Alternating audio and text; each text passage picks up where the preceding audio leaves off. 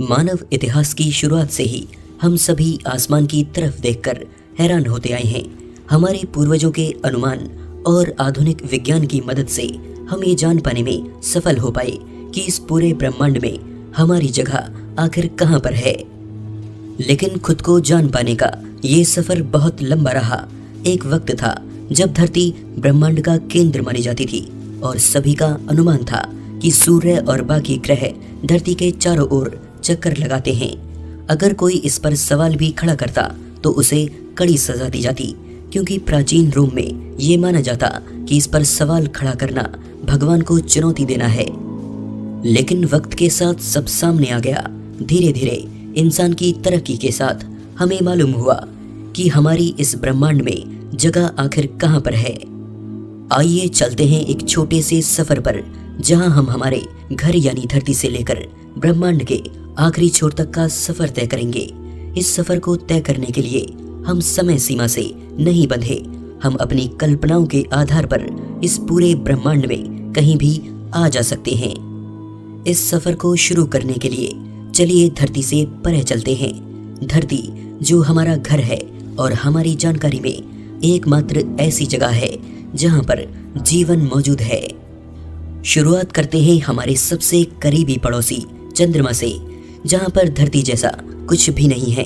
न पानी, न वातावरण और न ही जीवन। ऐसा माना जाता है कि इसका जन्म आज से 4.5 अरब साल पहले धरती से मंगल ग्रह जितना बड़ा पिंड टकराने से हुआ था। उस टक्कर से निकला मलबा धीरे धीरे इकट्ठा हो गया, जो आगे चलकर हमारा चांद बना। हमारा सूर्य हमारे सौर मंडल की सबसे बड़ी ताकत है और धरती पर जीवन के लिए जिम्मेदार है। इसकी ग्रेविटी के प्रभाव से ही हमारी समूची सौर व्यवस्था टिकी है, जिसकी शुरुआत मरक्यूरी यानी बुध ग्रह से होती है। बुध की धरती क्रेटरों से अटी पड़ी है और बिल्कुल हमारे चंद्रमा जैसी नजर आती है, जो साबित करता है कि यह भूवैज्ञानिक रूप से अरबों सालों तक बेजान रहा होगा। अब तक 2 अंतरिक्षयान बुध ग्रह पर जा चुके हैं। मैरिनर 10 सन 1974 से 1975 के बीच 3 बार इस ग्रह की यात्रा कर चुका है। मैसेंजर यान 2004 में नासा द्वारा छोड़ा गया था। इसने 2011 में बुध ग्रह के चक्कर लगाए और इससे पहले जनवरी 2008 में इसने बुध के कभी न देखे गए हिस्से की हाई क्वालिटी इमेजेस भेजी। बुध के लगभग 50% हिस्से का नक्शा बनाया जा चुका है, लेकिन सूर्य के काफी पास होने की वजह से होने वाले अत्यधिक प्रकाश और चकाचौंध से हबल दूरबीन इसके बाकी हिस्से का नक्शा नहीं बना पाती। हमारा अगला पड़ाव है शुक्र यानी वीनस। इसका आकार, गुरुत्वाकर्षण और संरचना कुछ कुछ धरती के जैसा है। वीनस एसिड से भरे बादलों की मोटी चादर से ढका है, जिसकी वजह से इसकी सतह हमें धरती से नजर नहीं आती। इसकी सतह पर काफी मात्रा में ज्वालामुखी मौजूद है, इतने कि 100 किलोमीटर के दायरे में ही 150 से ज्यादा बड़े आकार वाले ज्वालामुखी मिल जाते हैं। ऊपरी सतह पर भारी मात्रा में बादल होने के बावजूद वीनस पर बारिश नहीं होती। हालांकि सतह से कुछ किलोमीटर ऊपर तेजाब की बारिश होती है, लेकिन वो सतह के 25 किलोमीटर ऊपर ही भाप बन जाती है। अध्ययन बताते हैं कि अरबों सालों पहले इसकी सतह पर पर्याप्त मात्रा में पानी मौजूद था, जो समय के साथ भाप बनता रहा और एक अलग तरह का ग्रीन हाउस इफेक्ट पैदा हुआ। वीनस पर जीवन नहीं है, लेकिन वैज्ञानिकों का अनुमान है कि इसके निचले और बीच की बादलों की परतों में रहने लायक माहौल मौजूद है, यानी वीनस अब भी जीवन की दौड़ से बाहर नहीं हुआ। हमारे सफर का अगला पड़ाव है मंगल यानी मार्स। 1965 में भेजे गए मैरिनर 4 से अब तक भेजे गए सभी मंगलयानों से मिली जानकारी हमें ये बताती है कि सौर मंडल के सभी ग्रहों में हमारी पृथ्वी के अलावा मंगल पर जीवन और पानी होने की संभावना सबसे ज्यादा है।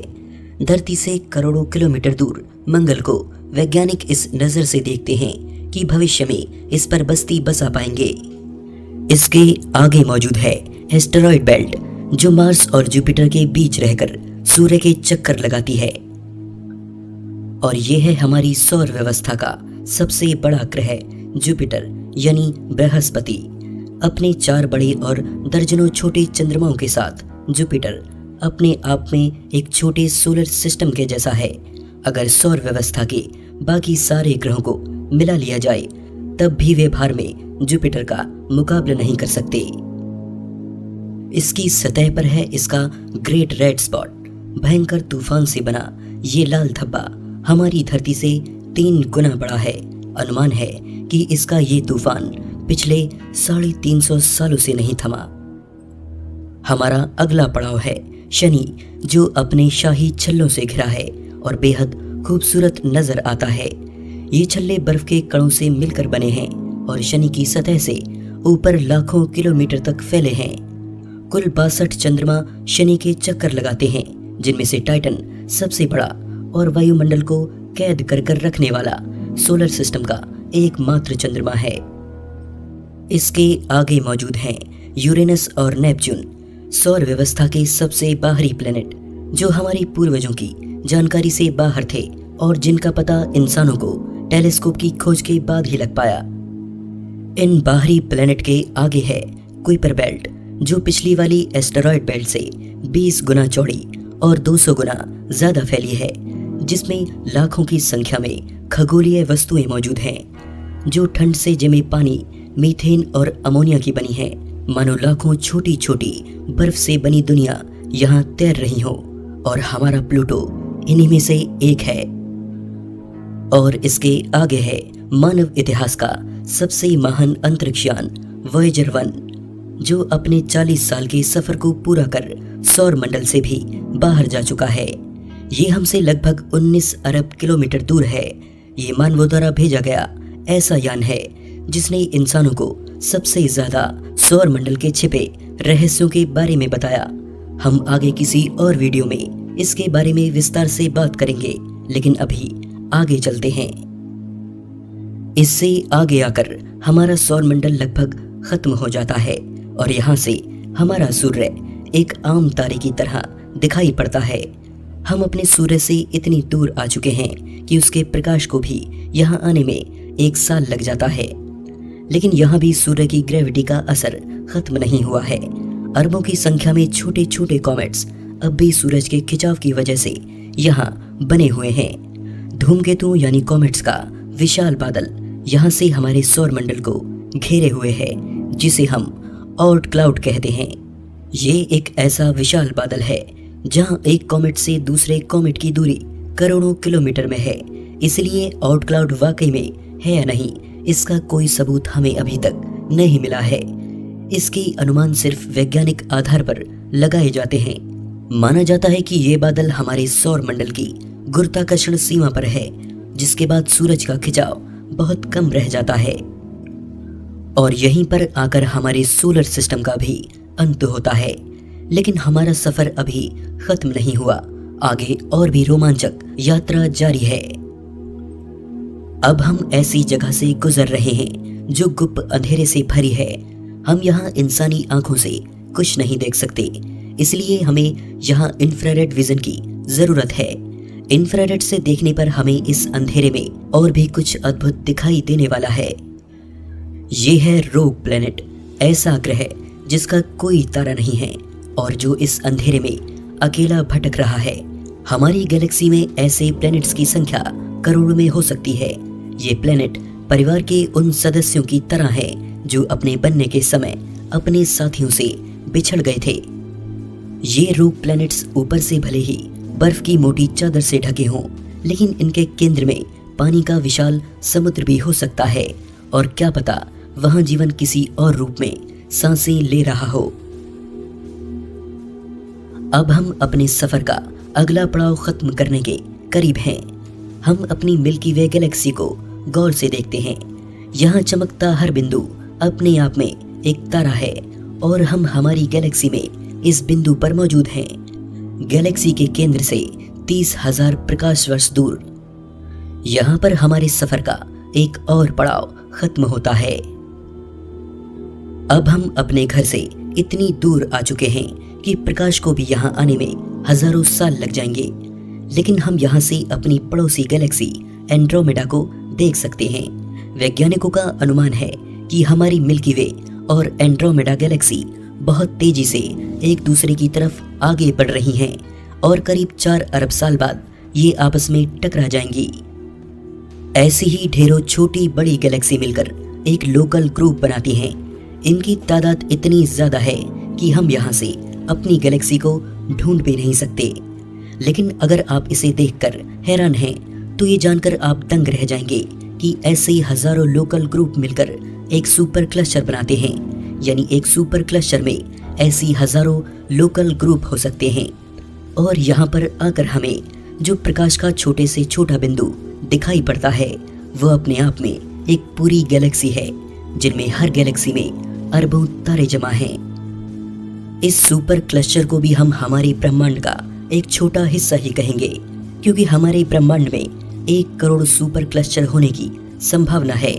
1 करोड़ सुपर क्लस्टर मिलकर हमारे ब्रह्मांड को बनाते हैं, यानी इसे हम हमारा यूनिवर्स कह सकते हैं। और यहीं पर आकर हमारे विज्ञान की भी सीमा समाप्त होती है। इससे आगे ना तो हम देख सकते हैं और ना ही अंदाजा लगा सकते हैं। इसीलिए इसे हम ऑब्जर्वेबल यूनिवर्स या ज्ञात ब्रह्मांड कहते हैं। इसी ब्रह्मांड में खरबों की संख्या में गैलेक्सियां समाई हैं और इसका व्यास यानी डायमीटर लगभग 91 अरब प्रकाश वर्ष है। यानी इसके एक छोर से दूसरे छोर पर पहुंचने में प्रकाश को भी 91 अरब साल लगेंगे। लेकिन ये केवल ऑब्जर्वेबल यूनिवर्स का साइज है। पूरा ब्रह्मांड कितना बड़ा है ये हमें नहीं पता। शायद ये अनंत भी हो सकता है। क्या यहीं पर आकर इन सब का अंत होता है? कुछ लोग इसे अंत मानते हैं, लेकिन कुछ का मानना है कि सारे तारे, गैलेक्सीज और सुपर क्लस्टर से बना ये ब्रह्मांड समुद्र में तैरती एक बूंद की तरह है, जहां इसके जैसे और ब्रह्मांड होने की अनगिनत संभावनाएं हो सकती हैं, जिनका कोई अंत नहीं है। 2 या 2 से ज्यादा ब्रह्मांड वाले इस सिद्धांत को हम मल्टीवर्स यानी महाब्रह्मांड कहते हैं। लेकिन ये सिर्फ एक अंदाजा है और ये अंदाजा गलत भी हो सकता है। क्या आप भी अब बहुत छोटा महसूस कर रहे हैं? मैं भी। मानो जैसे इस अनंत ब्रह्मांड में हमारा कोई वजूद न हो। लेकिन हमारी सोच छोटी नहीं है। वैज्ञानिक आधार पर ही हमने इन सब बातों का पता लगाया है। याद कीजिए वो समय जब टेलीस्कोप का आविष्कार तक नहीं हुआ था। तब जहां तक इंसान देख सकता था केवल वहीं तक हमारी दुनिया थी। लेकिन अब वक्त बदल चुका है।